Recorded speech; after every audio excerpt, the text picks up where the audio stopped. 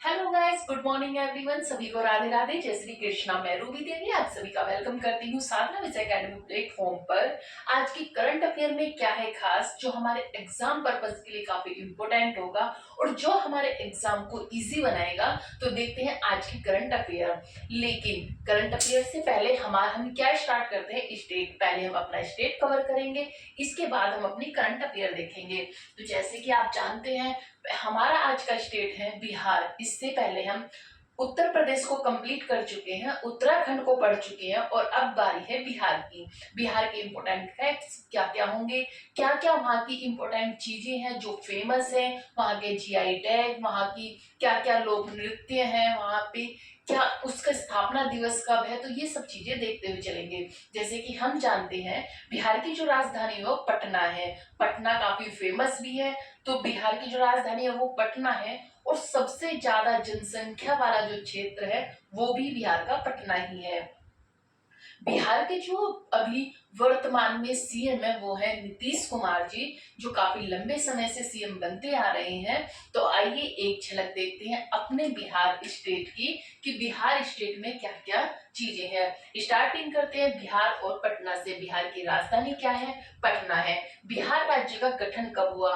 तो बिहार राज्य का गठन हुआ 22 मार्च 1912 में। कब बिहार राज्य का गठन हुआ? 22 मार्च 1912 में। 1912 में बिहार राज्य का गठन हुआ। इसके बाद प्रथम मुख्यमंत्री जो थे वहां के, बिहार के जो प्रथम मुख्यमंत्री थे वो थे श्री कृष्ण सिंह, जो बिहार केसरी के नाम से भी जाने जाते थे। कौन? श्री कृष्ण सिंह, जो बिहार केसरी के नाम से भी जाने जाते थे। प्रथम महिला सीएम, जो बिहार की प्रथम महिला सीएम बनी, जो बिहार की महिला थी वो प्रथम सीएम भी बनी बिहार की, वो थी राबड़ी देवी। कौन थी? राबड़ी देवी। तो वहां की थी राबड़ी देवी। प्रथम उप मुख्यमंत्री, जो प्रथम उप मुख्यमंत्री थे वहां के बिहार के, वो कौन बने थे? तो उप मुख्यमंत्री थे डॉक्टर अनुग्रह नारायण सिन्हा। कौन थे? डॉक्टर अनुग्रह नारायण सिन्हा। वर्तमान जो सीएम है वो है नीतीश कुमार जी। उप मुख्यमंत्री जो अभी बिहार के उप मुख्यमंत्री है, तो वो दो लोग हैं। उप मुख्यमंत्री कौन है? उप मुख्यमंत्री है श्री सम्राट चौधरी और विजय कुमार सिन्हा। कौन है? श्री सम्राट चौधरी और विजय कुमार सिन्हा, ये वहां के उप मुख्यमंत्री हैं। प्रथम राज्यपाल, जो बिहार के प्रथम राज्यपाल रहे वो थे जय रामदास दौलत राम। कौन थे? जय रामदास दौलत राम थे। और जो वर्तमान में राज्यपाल है, जो अभी राज्यपाल है बिहार के, वो है कौन है? आरिफ खान। कौन है? आरिफ मोहम्मद खान। कौन है? बिहार के हैं मोहम्मद आरिफ खान। मोहम्मद आरिफ खान जो वहां के वर्तमान में अभी राज्यपाल है। मोहम्मद आरिफ मोहम्मद खान। आरिफ मोहम्मद खान। उच्च न्यायालय जो है यहाँ का, जो बिहार का उच्च न्यायालय है वो पटना में है, क्योंकि पटना ही यहाँ का बड़ा सिटी माना जाता है। तो पटना है। जिलों की जो संख्या है वो 38 है। यहाँ पर 38 जिले पड़ते हैं। कितने हैं? बिहार में 38 जिले हैं। बिहार का क्षेत्र में सबसे बड़ा जिला, क्षेत्रफल की दृष्टि से, जो क्षेत्रफल की दृष्टि से बिहार का सबसे बड़ा जिला है वो है पश्चिमी चंपारण। कौन सा है? पश्चिमी चंपारण बिहार का सबसे बड़ा जिला है क्षेत्रफल की दृष्टि से, पश्चिमी चंपारण। और सबसे बड़ा जनसंख्या की दृष्टि से जो जिला है वो है पटना। कौन सा है? पटना है। सबसे छोटा जिला कौन सा है? तो क्षेत्रफल की दृष्टि से जो बिहार का जिला है वो है शिवहर। क्या है? शिवहर क्षेत्रफल की दृष्टि से सबसे छोटा जिला है। इसके बाद देखते हैं विधानसभा सीटें। यहाँ पर विधानसभा सीटें भी हैं और विधान परिषद भी है। यहाँ पर दोनों है। द्विसदनीय, यहाँ पर क्या है?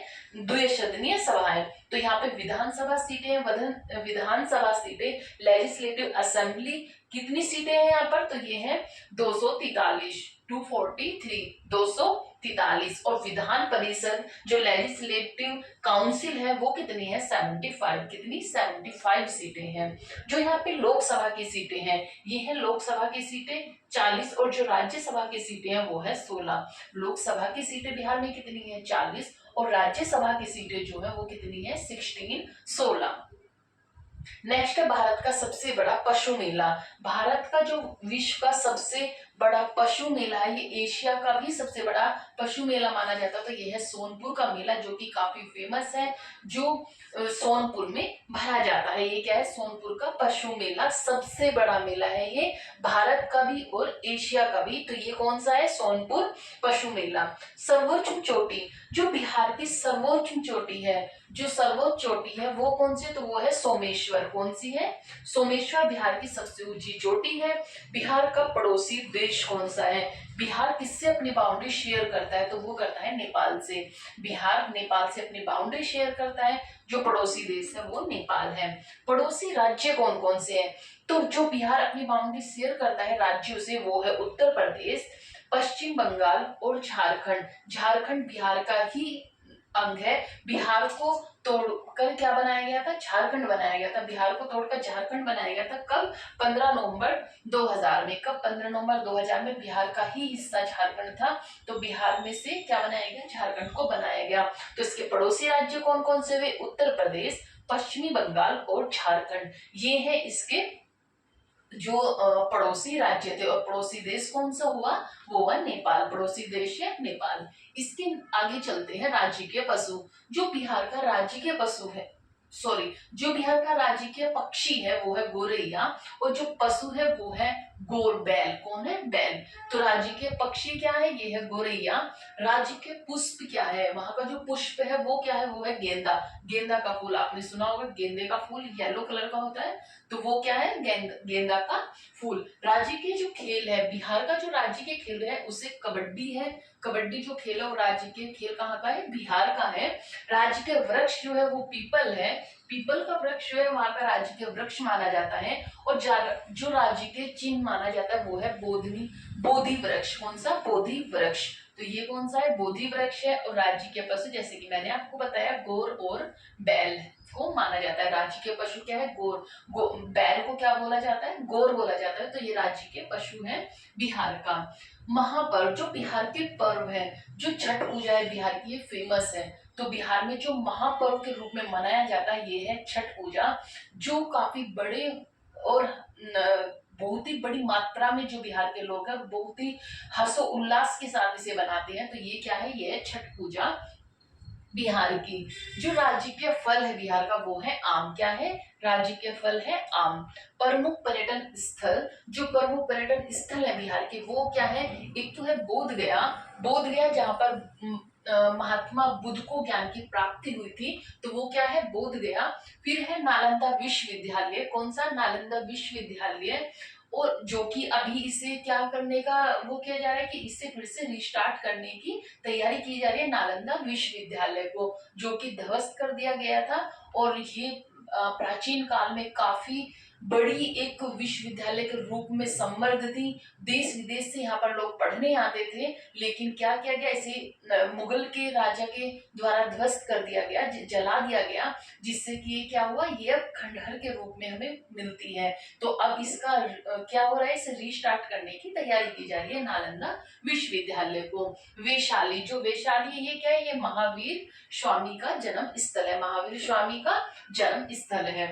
बिहार के प्रमुख व्यक्ति कौन कौन थे? जो बिहार के व्यक्ति थे जो बड़े बड़े पदों पर, या तो बड़े पद उन्हें मिले हैं, जैसे राष्ट्रपति बने हैं, या फिर भारत रत्न से उन्हें क्या पुरस्कारित किया गया है, सम्मानित किया गया है। तो जैसे भारत के प्रमुख बिहार के प्रमुख व्यक्तियों में सबसे पहले आते हैं डॉक्टर राजेंद्र प्रसाद जी, जो कि हमारे प्रथम राष्ट्रपति भी रहे हैं। तो डॉक्टर राजेंद्र प्रसाद 1962 में इन्हें भारत रत्न से सम्मानित किया गया था। कब भारत रत्न से सम्मानित किया गया था? 1962 में। नेक्स्ट है हमारा मीरा कुमारी। जो मीरा कुमारी है ये भारत की पहली महिला लोक अध्यक्ष थी, जो महिला अध्यक्ष बनी थी। कहाँ की? लोकसभा की अध्यक्ष बनी थी। लोकसभा की फर्स्ट महिला अध्यक्ष कौन थी? मीरा कुमारी। कौन थी? मीरा कुमारी। ये कहाँ से बिलोंग करती थी? ये बिहार से बिलोंग करती थी। तो ये मीरा कुमारी भारत की पहली महिला लोकसभा अध्यक्ष थी। नेक्स्ट है जयप्रकाश नारायण। जयप्रकाश नारायण मैंने आपको पढ़ाया था इमरजेंसी में, जब इंदिरा गांधी ने इमरजेंसी लगाई थी तो इन्होंने क्या किया था? अपना आंदोलन स्टार्ट किया था। तो उसी टाइम पे मैंने आपको इनके बारे में बताया था। ये क्या थे, इन्होंने संपूर्ण क्रांति के जनक माने जाते हैं। क्या माने जाते हैं? संपूर्ण क्रांति के जनक माने जाते हैं। जब इंदिरा गांधी ने थर्ड इमरजेंसी लगाई थी तो इन्होंने क्या किया था, इन्होंने अपना आंदोलन स्टार्ट कर दिया था, जिससे क्या हुई थी, इंदिरा गांधी घबरा गई थी। और क्या किया उन्होंने, थर्ड इमरजेंसी लगा दी थी। सभी अपोजिशन पार्टी वालों को क्या कर दिया था, जेल में बंद करा दिया था। जो उनकी ही पार्टी के लोग थे, उन्हें अपोज कर रहे थे, उन्हें भी उन्होंने क्या किया, जेल में करा दिया था। और जो लोग आंदोलन कर रहे थे उन लोगों को भी जेल में बंद करा दिया था, अरेस्ट करा दिया था। नेक्स्ट है उस्ताद बिस्मिल्लाह खां, जो कि भारत रत्न से नवाजे गए 2001 में। नेक्स्ट है शारदा सिन्हा, जो शारदा सिन्हा ये पद्म विभूषण से नवाजा जा चुका है। इन्हें 2025 में पद्म विभूषण दिया गया था। जब छठ पूजा होती है तो उस टाइम पे जो आप आवाज सुनते हैं, जो गाना सॉन्ग सुनते हैं, वो किसने गाया है, वो है इनका शारदा सिन्हा का। कर्पूरी ठाकुर भारत रत्न से नवाजे गए इन्हें 2024 में। कब? 2024 में कर्पूरी ठाकुर को भारत रत्न से नवाजा गया है। फिर चलते हैं बिहार की रामसर साइट। रामसर साइट कौन कौन सी है? तो बिहार की रामसर साइट है, फर्स्ट है कांवर झील। कौन सी? कांवर झील। सेकंड है नागी पक्षी अभ्यारण्य, नागी पक्षी अभ्यारण्य। और थर्ड है नकटी पक्षी अभ्यारण्य, नकटी पक्षी अभ्यारण्य। तीन कौन कौन सी रामसर साइट है? कांवर झील, दूसरा है नागी पक्षी अभ्यारण्य और नकटी पक्षी अभ्यारण्य। ये इसके रामसर साइट है। अब देखते हैं बिहार की किस किस वस्तु को या किस किस चीजों को जीआई टैग मिला है। तो जो जीआई टैग मिला है, सबसे पहले शाही लीची, जो बिहार की फेमस है, शाही लीची को जीआई टैग दिया गया है। तो शाही लीची, भागलपुर जर्दालू आम, जो भागलपुर का जर्दालू आम है, उसे भी जीआई टैग दिया गया है, ये भी बिहार में मिलता है। मधुबनी पेंटिंग, जो बिहार की मधुबनी पेंटिंग है, इसे भी क्या जीआई टैग दिया गया है। नेक्स्ट है कतरनी चावल, जो कतरनी चावल है उसे भी, ये भी बिहार का बड़ा फेमस है और इसे भी जीआई टैग से, इसे जीआई टैग दिया गया है। मगही पान को दिया गया है। सैलाब का खाना, खाजा, सीलाव का खाजा, इसे भी जीआई टैग दिया गया है। तो ये क्या है, बिहार के जीआई टैग दिए गए जिन वस्तुओं को, ये वो थी कौन कौन सी? शाही लीची, भागलपुर जर्दालू आम, मधुबनी पेंटिंग, कतरनी चावल, मगही पान, सिलाव का खाजा। तो नेक्स्ट चलते हैं हम बिहार के प्रमुख हस्तशिल्प पर। जो बिहार के प्रमुख हस्तशिल्प हैं वो कौन कौन से हैं? तो मधुबनी पेंटिंग, जो कि काफी फेमस है। मधुबनी पेंटिंग क्या है? ये हाथों से बनाई हुई पेंटिंग है, हाथों से बनाई जाती है।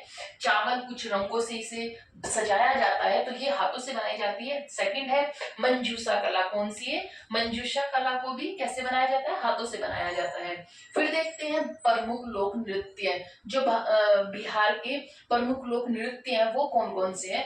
तो बिहार के प्रमुख लोक नृत्यों में आता है जाट जाटिन का नृत्य, लोक नृत्य, विदेशा विदेशिया, झुमरी झुमरी, बखो बखिनी, राम खोलिया, शाम सकेवा। कौन सी? शाम सकेवा। ये सब क्या है? प्रमुख लोक नृत्य हैं, कहाँ के? बिहार के।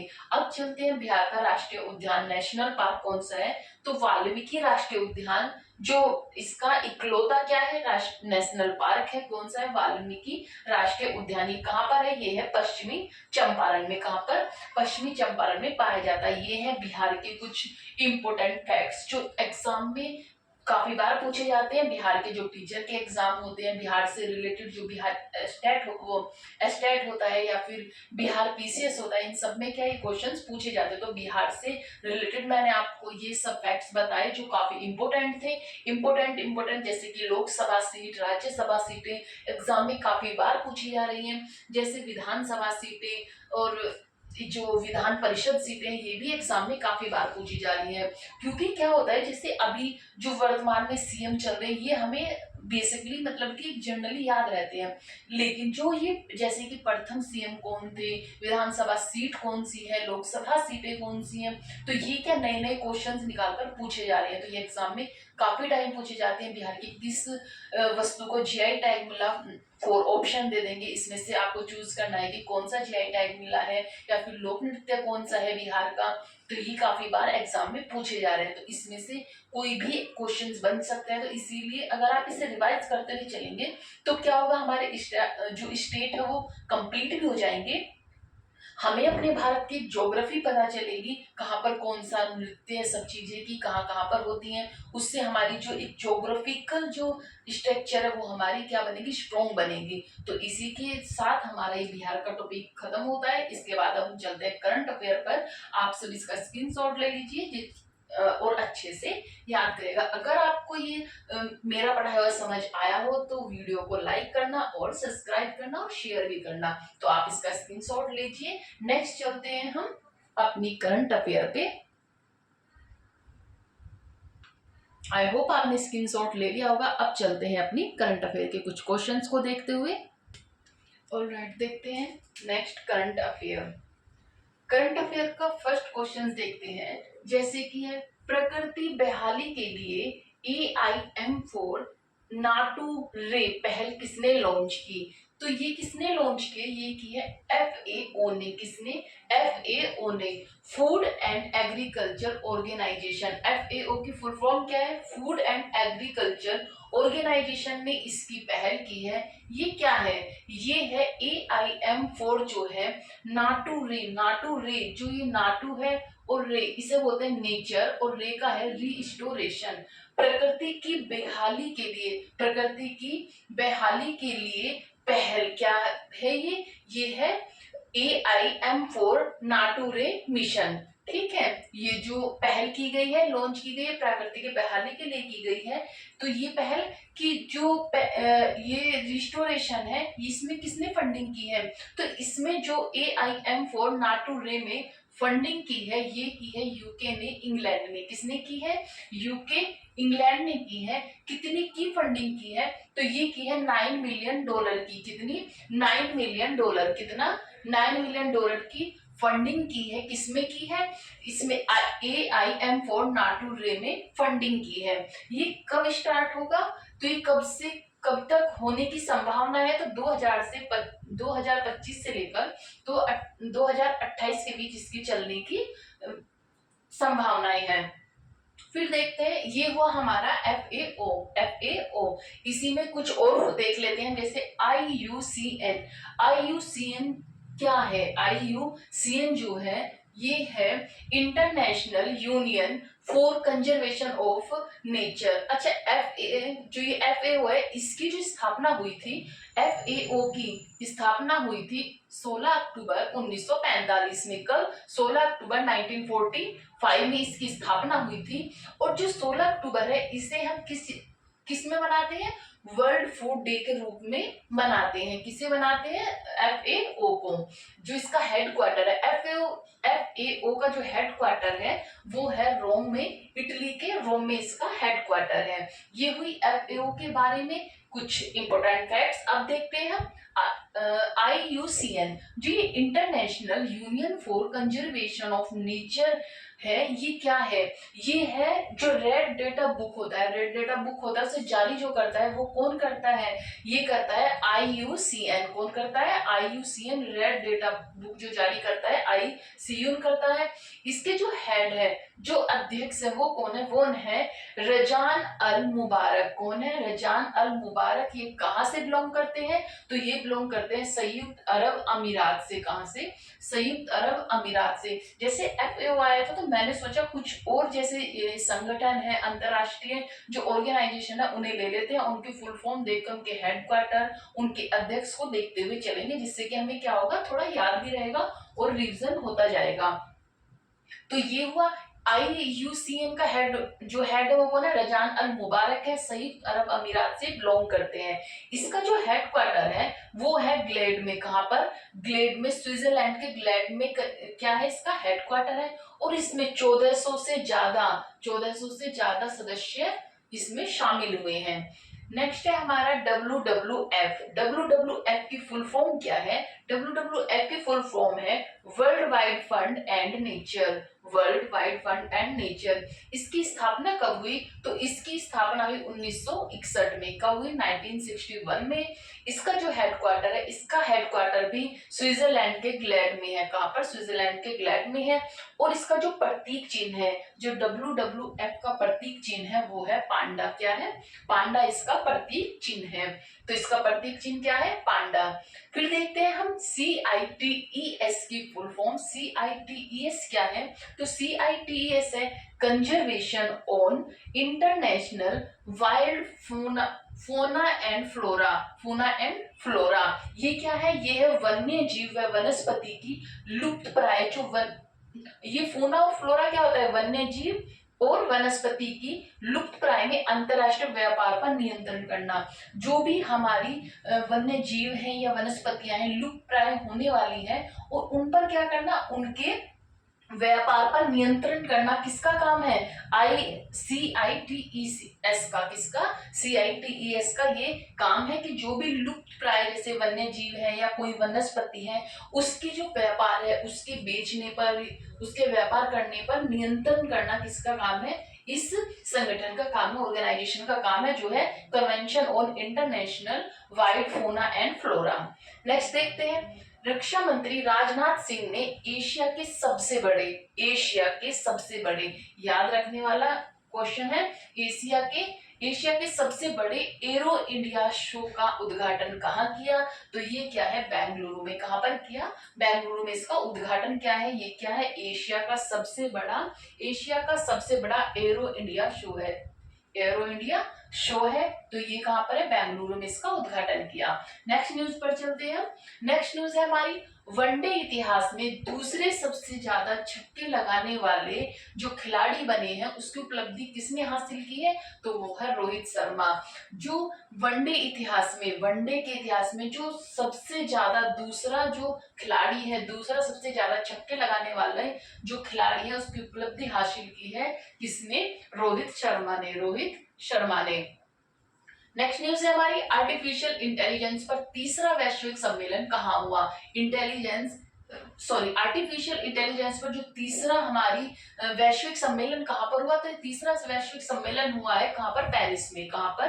पेरिस में हुआ है। इसके फर्स्ट और सेकंड सम्मेलन कहाँ पर हुए हैं? तो जो AI का है, आर्टिफिशियल इंटेलिजेंस का जो फर्स्ट सम्मेलन हुआ था, वो हुआ था ब्लेचले में, जो कि कहां पर है? United kingdom. और सेकंड हुआ सियोल में, जो कि है साउथ कोरिया में। कहां पर? सियोल में, साउथ कोरिया में। फर्स्ट हुआ इसका बैलेचले में, जो कि उत्तराखंड में है। सेकंड हुआ सियोल में, जो साउथ कोरिया में है। और थर्ड हुआ पेरिस में। नेक्स्ट न्यूज देखते हैं, हाल ही में थाईपुसम, मैंने ये आपको पहले भी पढ़ाया था, थाईपुसम महोत्सव कहाँ मनाया गया है? तो थाईपुसम महोत्सव कहाँ मनाया जाता है? तमिलनाडु में। कहाँ का ये फेस्टिवल है? तो ये है तमिलनाडु का फेस्टिवल। ठीक है, थाईपुसम। नेक्स्ट न्यूज है हमारी, पीएम नरेंद्र मोदी देश के पहले ट्रांसशिपमेंट पोर्ट विंझिनजाम का उद्घाटन कहां पर करेंगे? हमने ये पहले भी पढ़ा था, विंझिनजाम। कौन सा विंझिनजाम? मैंने आज ही एक वीडियो बना के अपलोड की है। कौन सी विंझिनजाम पर एक पूरी डिटेल से उसे एक्सप्लेन किया है। जिसने नहीं देखा, मेरी वीडियो सेक्शन में जाकर उसे कंप्लीटली देख ले।